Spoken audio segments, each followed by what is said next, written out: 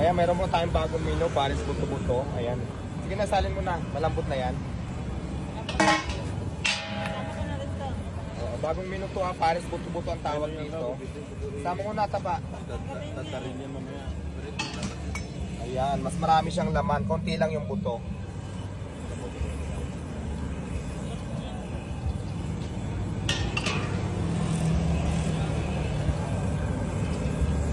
Paris Buto-Buto overload yan. Diwata, Paris Buto-Buto overload.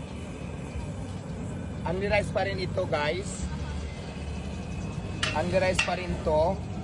Kaya lang syempre ang order nito 160. Mas maraming serve, mas malaking mangkok. Good for 2 person na yan. Ayan, napakasarap. Ayan ha. Muusok. Dito yan daw.